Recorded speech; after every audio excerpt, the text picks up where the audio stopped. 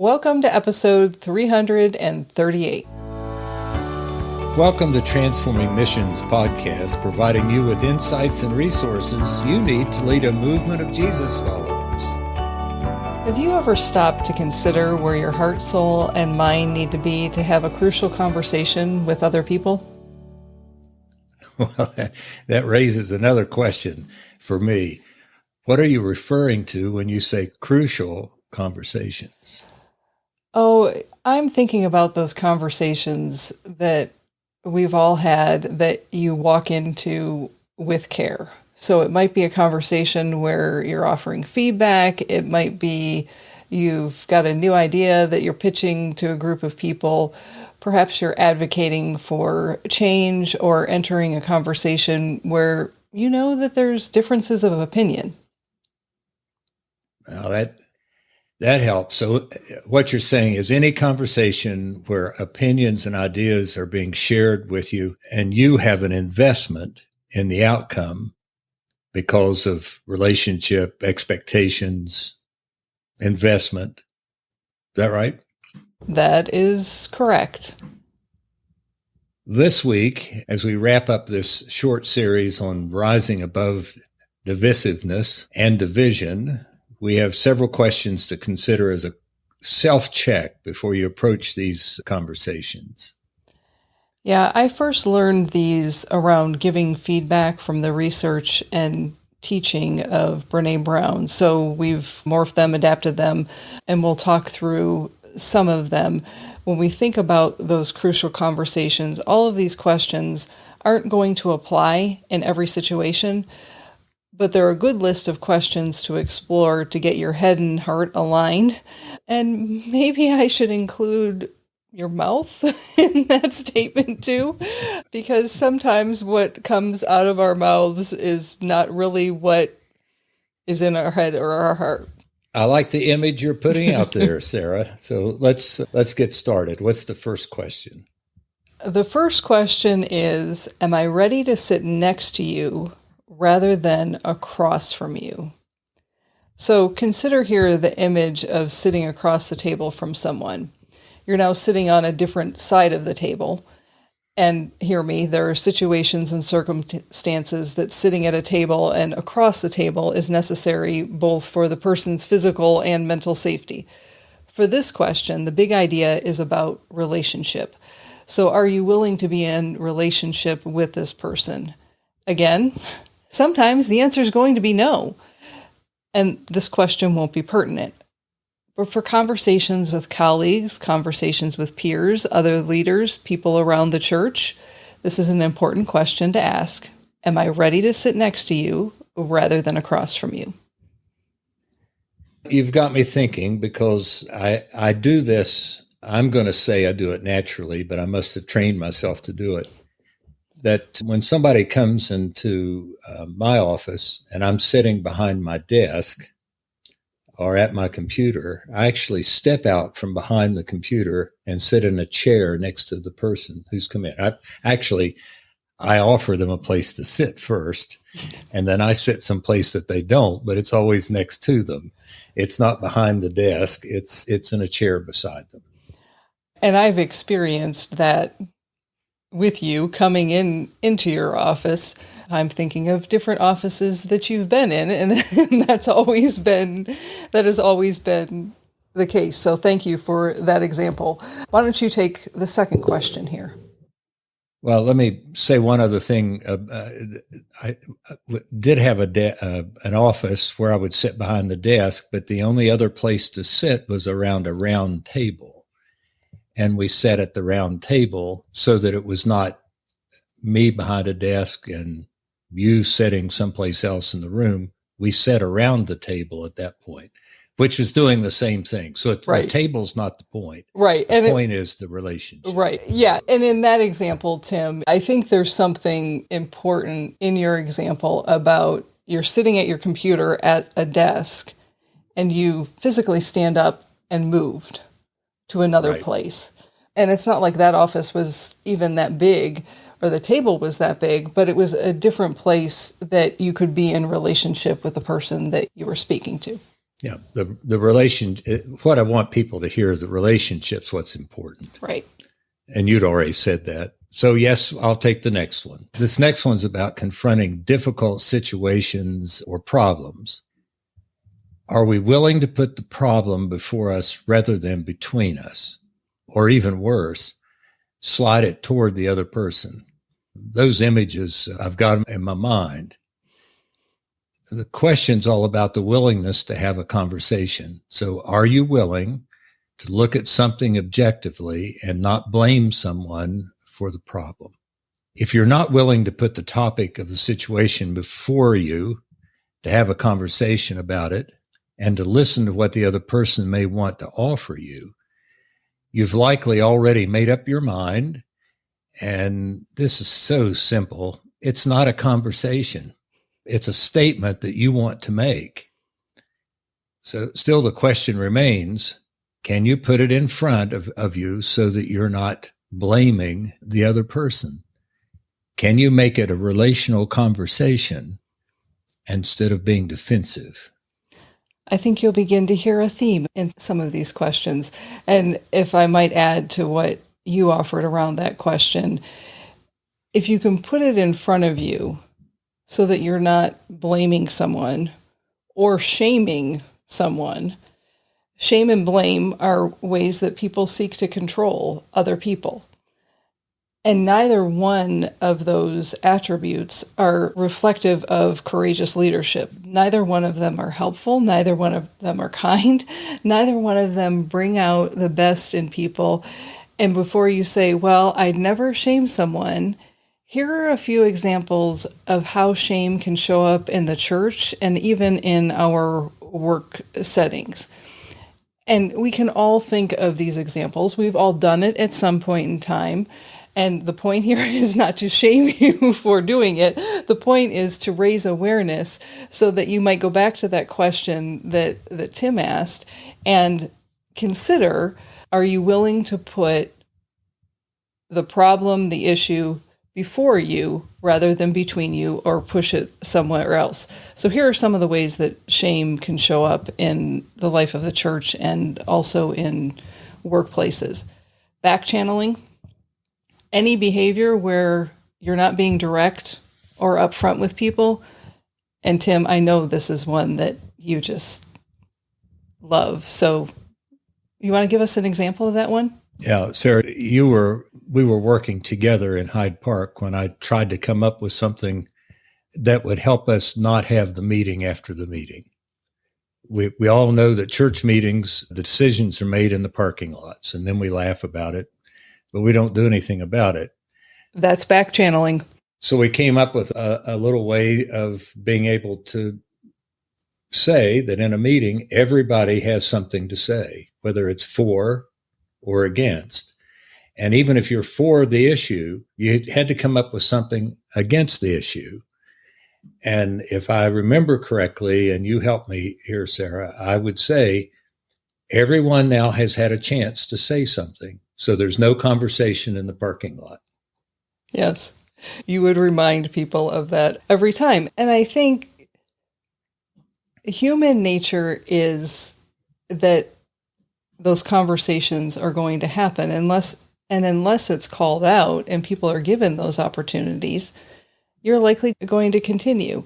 So, yeah, I don't know if we completely stopped the parking lot meetings, but people knew that the decision was made and any conversation that they were going to have elsewhere wasn't going to change the decision that had been made. It was done. They couldn't leave the meeting and say, I didn't have a chance to say anything. Right. So they may have chosen not to, but they had the opportunity. Other ways that shame can show up: comparison. Oh, here's a good one for the church. Nostalgia. The way things used to be. We used to, and people are referring to something that happened back in 1950. Perfectionism. And yeah, that could be a whole topic in itself. Gossiping. If you don't have the facts and the data, stop telling the story. So those are some examples of how shame might show up in the life of the church. Avoid them. Yeah, you got my mind twirling around lots of things. So when we put the situation in front of us, what we're saying is we're willing to engage in conversation that won't engage in the comparison. Or even if we have a moment of remembering how it used to be, we say, but times have changed and we're someplace else now. Yeah, and we're memories are good things. That's not nostalgia. Yeah. Nostalgia is the wanting to go back to the way things were. I'm thinking of some situations, and they're painful. One of the things you've heard me say, Sarah, over time is that if leaders aren't healthy or don't know how to work with other people, they tend to want to micromanage. And one of the things that happens in micromanaging is there's a defensiveness as well as blame and shame. Now, that's not what the intention is of the person, but that's what happens when they have to have the control. Yep. And it happens more than we want it to, because if we don't have a culture of trust, then we feel like we have to defend ourselves. And we feel like we defend ourselves, then the problem's not my problem, it's your problem. And we can't have a conversation when that happens. Does that make sense? Is that illustrating some of what we're talking about? It sure does. So in putting the situation in front of you, a question that I might ask is, what might happen if you stated the facts as kindly as you can? Name the situation and what brought you to the table. You don't need to be a bully. You simply need to state the facts. For example, we are a United Methodist Church. By discipline, our mission is to make disciples of Jesus Christ for the transformation of the world. We help people experience a relationship with Jesus, from not knowing or having encountered Jesus to being a fully committed follower of Jesus. And if you aren't interested or curious or desiring to grow in your faith, this probably isn't going to be the place for you. We welcome you to participate if you're willing to get curious about your faith. I say that in the context of people respond to people criticizing things that are happening in the life of the church, and those individuals want nothing to do with being people of faith, want nothing to do with engaging in the ministry of the church, and don't care who Jesus is. And when you say that, first thing I want to say is it doesn't mean you don't love them. It's just that they're not part of that conversation. Correct. Yeah. And one of the healthy ways to have that conversation is when you put the situation or issue in front of us and we ask ourselves, are we willing to listen? Are we willing to ask questions? Are we willing to accept that we may need more clarification? Can we be, I like your word, even at this point, can we be curious about what's going on and not keep forming our response by not listening, but wanting to get our way or trying to help people, and I use the word help there in a different kind of way, but trying to help people see our perspective because we've got a better perspective than they do. The conversation is we're actually together as human beings at that point and not one above the other. What did you say? Well, I think what I said in one word is listen. I'm sorry. I'm being silly. I'm being silly to help illustrate your point that listening involves not formulating your comeback statement while someone else is talking. If you're truly listening, you're closing your mouth long enough so that someone else can speak. And as they speak, you're paying attention to what and how they're speaking and what they're saying. I like that. As you're asking questions along the way, you stay curious with people and you try to get to the heart of what's important. So another thing I'd add then is that you can, as we move on to another question, there's no way that any one person always has all the information they need to make a decision. When you acknowledge you need more information, whether that's to make the decision or to see it differently or however, you actually help people experience that they have a role to play in the task or conversation. You're actually affirming them who they are, that their opinion actually matters. And at the same time, you're acknowledging that you don't have all the information you need, so that now you're not in a position of over somebody, but now you're together and you're having conversation and not, they used to say it this way, you're having dialogue and not just a discussion. Yeah. Dialogue's on one level, discussion is a different thing.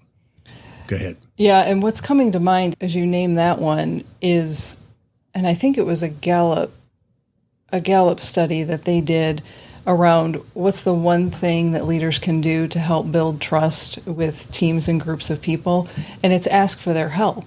This is a very simple way to ask for help. What information do you have to help us make this decision? You don't have to put out a sign and say, I need help. I don't have all the information. It's a simple question of what information do you have that's pertinent to this conversation? I know you all have eyes and ears in different places and you're seeing and hearing different things. So let's name those things so that together we can make it the best decision for who we are and where we're heading. Now, Sarah, I guess I've developed this over the years, but that's a major question I have in every meeting, conversation, whatever, is that more about this than I do. Tell me what I need to know. Now, whether that's true or not, I'm guessing it is, because if I'm trusting somebody else with whatever responsibilities they have, they know more about it than I do.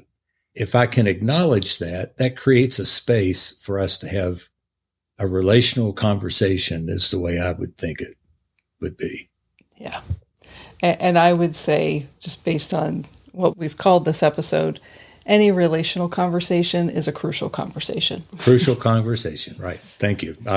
I'll keep that in mind as I listen more closely. Are we ready to move on to the next question? We are. Hold that thought, and we'll be right back after this short message. When was the last time you expressed your love, care, or appreciation to someone close to you? Did you send flowers? Did you write a note? Did you give a card? God has expressed God's love for you through Jesus Christ. Why not receive God's gift of love in Jesus and then express that love to someone else? Express your love today, and remember, no matter who you are or what you've done, you are loved. Join us at transformingmission.org, where you'll find resources for Christ-centered leaders to lead a movement of Jesus followers. The next question is about the strengths of a person or a situation. The question is, are you willing to acknowledge what a person does well, or how you can use their strengths to address the situation and thank the person for their effort? That's a 3-part question. It's a big one. The big idea here is, can you name the good parts of the conversation, the good things that are happening, the positives of the situation, or are you only able to critique and criticize? This one's going to be difficult if you're not willing to do the previous things that we've named. The thing I'd offer on this one is to remember that people's strengths are most often embedded in how they go about doing things.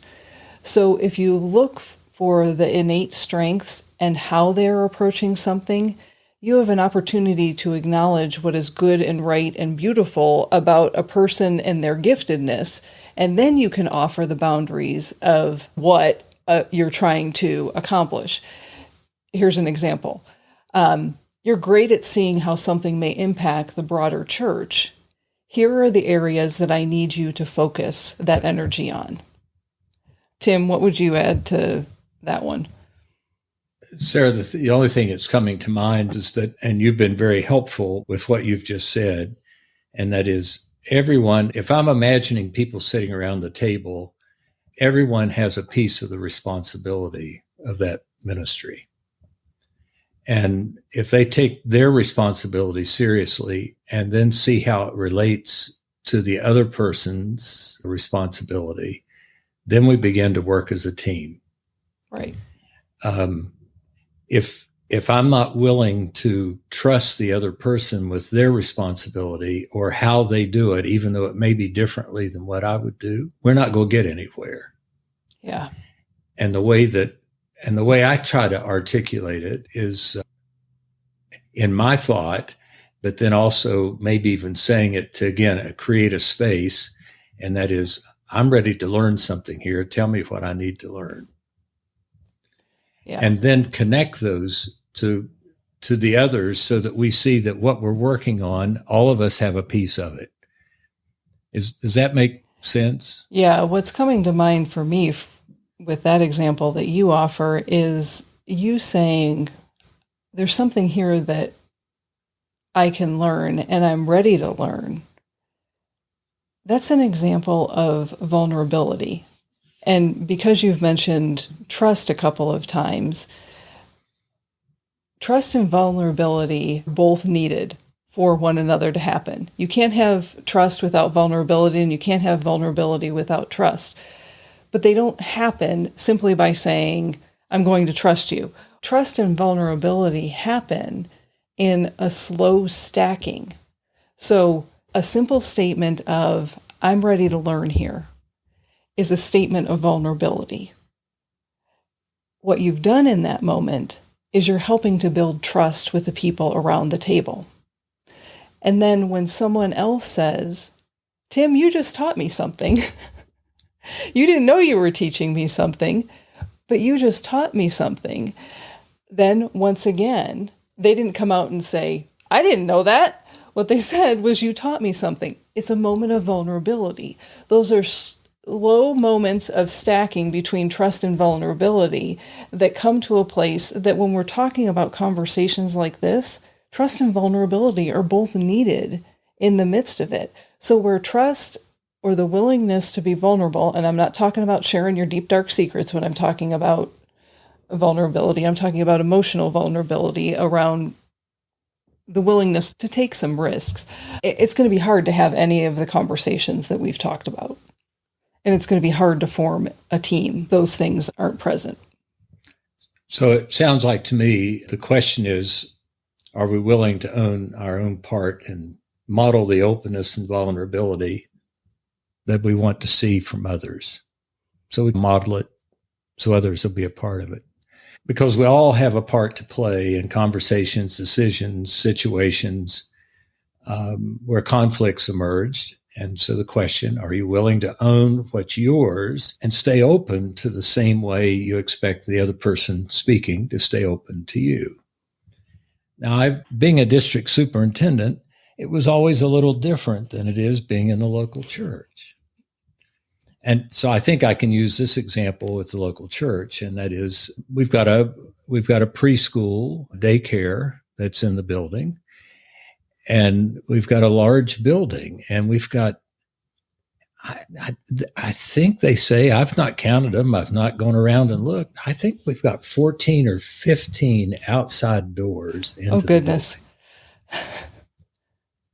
And we've got an elevator that goes directly to the children's area that we've asked people to keep locked, and we give them a key if they have to use it, but we've asked them to keep it locked because it goes directly into the children's area.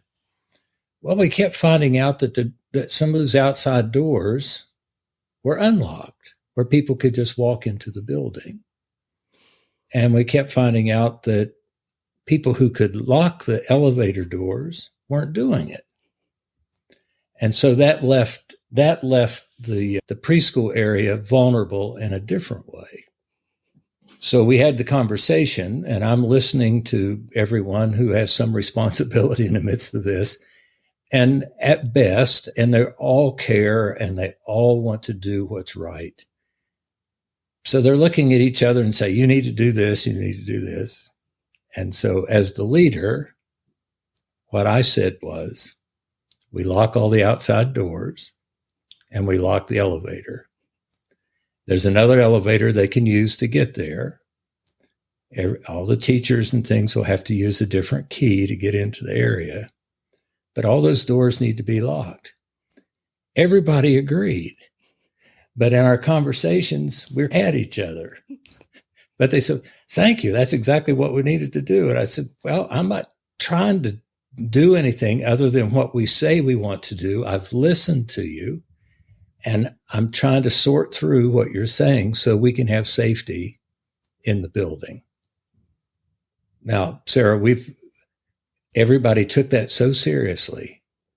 We've not had, in the time that we did that, we've not had a door on the outside open that shouldn't be open.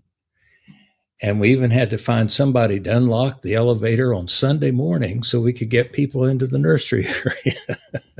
But I think that illustrates what you're saying, is that we all have a part of the issue. And if we're willing to trust one another and have the conversation, we can make the decisions. But sometimes you as the leader have to listen, sort things out, and then make a decision that everybody wants to have anyway. But it's difficult to get there when we're not listening to one another. Does that illustrate that? Yeah, there was another piece that I remember you saying, and I've heard you say it. So if you didn't say it in this circumstance, I've heard you say it in other circumstances, related conversations like this. If people have questions, send them to me. That's exactly what I said. And it's so much a part of who I am, I just forget to say it. Yeah. If there are questions, you don't have to be worried about the decision that's made. Send them to me. Yeah.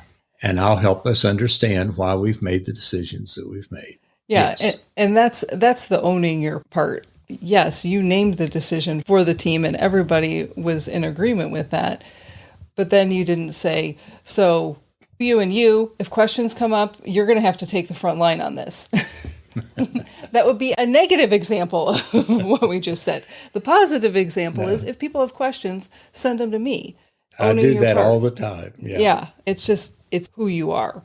And that's maybe what I'd want to say than me trying to say that I'm such a good leader. It's just part of what's been developed over the years. Yeah, so. It's who you are. Let me offer the final question, and this is also a big one. Are you aware of the power dynamics, implicit bias, and or stereotypes that exist?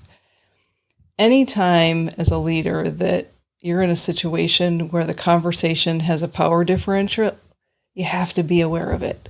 As a leader, it's our role to ask questions that open up the conversation, and you may need to even acknowledge the power difference that exists there, because people might not be sure that you truly want to hear what they have to offer. And if you don't want to hear it, don't offer it, is the other part of it. And then there's implicit bias, which is Tim's second cousin. And implicit bias being all of those things that are part of our subconscious that we develop as individuals that come from prior influences and experiences in our life. It might be feelings, it might be attitudes, it might be prejudices, it might be stereotypes. They're all the things that we're unaware of that are a part of decision making. See, Sarah, if I'm doing this the right way, we need each other to call to the forefront those things of our experiences. So when somebody does, it's not a place where we're defensive. It's a place where we begin to recognize that our biases and our different dynamics in the way we think and the way we perceive things, that they all exist. And so from there, we can stay open to learning and curious about what others are seeing, hearing, and experiencing. There's an opportunity for dialogue. And Sarah, you would never think that I would say it's also an opportunity for learning. We've given our listeners a series of questions that we hope will help them in their heads and in their hearts prepare for crucial conversations. In the time that we have, it's never an exhaustive list, but it's a place to start. And it's beginning not with all the questions, but we've got something that you can apply to at this point in time. And how we would. All the questions aren't going to apply all the time, but hopefully we've illustrated enough of each question to help you get your head and heart aligned with your mouth when you're sitting down to have these conversations, or at the very least, giving you something to think about. Tim, what thoughts do you have as we wrap this episode up? Well, the crucial conversations. Sarah, you've heard me talk, and we've mentioned this on the podcast at least once over 338 episodes, that the healthiness of the leader really is important.